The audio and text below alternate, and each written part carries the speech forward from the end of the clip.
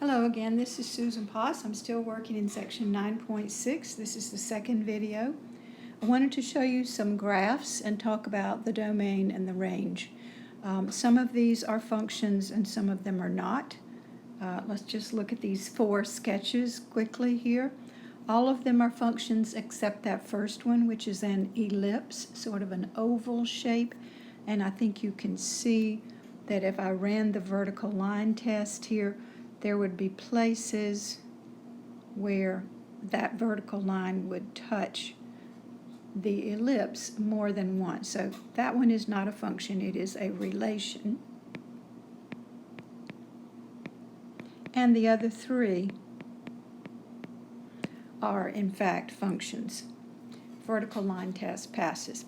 All right, so let's talk about determining the domain and the range for these. So on the ellipse, when you're looking for domain, you're looking for a spread along the x-axis. So which x numbers are being used to create this picture of this ellipse.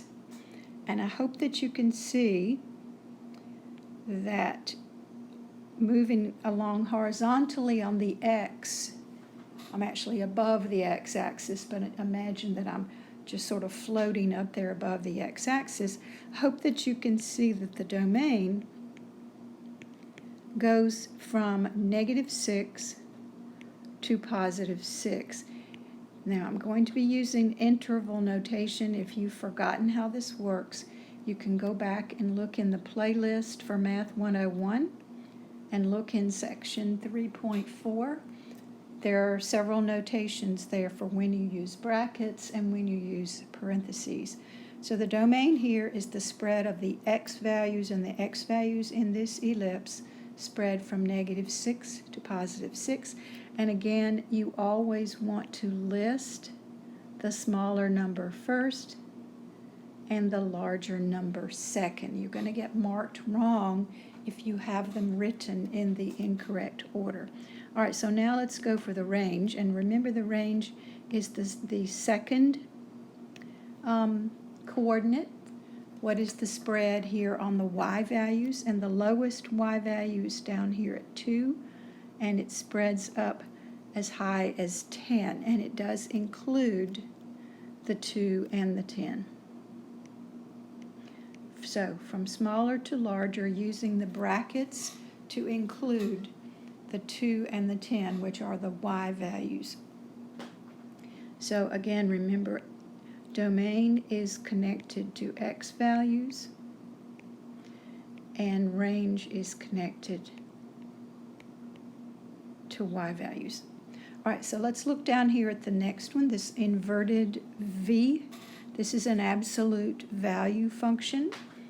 You can see it comes up to a peak, and then the two ends head off down out at the bottom of the grid. Let me clean up some of this space here so I'll have room to write. All right, so in this second one, let's look at the domain. Remember, the domain is the spread of the x, and as you look at this, I hope you see that this picture spreads. Whoops, I wanted to use the domain color, which was orange. It spreads back this way, and it spreads back out to the right, and you can see that if I continue to draw these lines, they continue to spread out wider and wider. Right, so when this happens, the spread on the x's, the domain, is from -infinity to +infinity. And that, again, is from smaller to larger. Since we cannot include infinity, we use parentheses. All right, so now let's go and take a look at the range on this thing. And let me use yellow for the range. Remember, range goes with y's. The highest y value here is at -3. And then you can see that this picture spreads down, down, down, down, down to -infinity. So this one you have to be really careful how you write it. You want to start with the smaller, which is -infinity, and end with the larger, which is -3. And we are including the -3 because that point is a part of this absolute value function. All right, so continuing on down, the next one is a parabola. And let's take a look at the domain on this parabola. Remember, that's x values. And so I hope you can see that on this parabola, these x values would continue to spread and spread and spread, all infinitely far, because this parabola continues to open out as we move horizontally. So the domain here is infinite, negative to positive infinity. Sometimes you'll see that written all real numbers. The range is a little different here, because remember the range is the y values. This never goes any lower than 3, and then it moves up and out the top of the picture. So the domain here, I'm going to start it at 3, and then it's going out the top of the picture to infinity, positive infinity.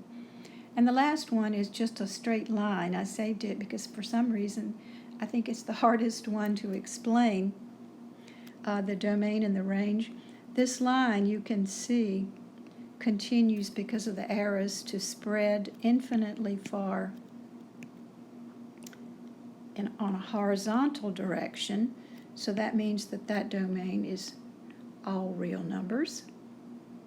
Notice I said real numbers. Remember, a relation is a set of ordered pairs of real numbers.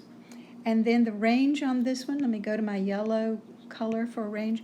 This also is infinite. It continues to spread higher and lower forever. So for a straight line, generally, not always, the domain and the range are both infinite.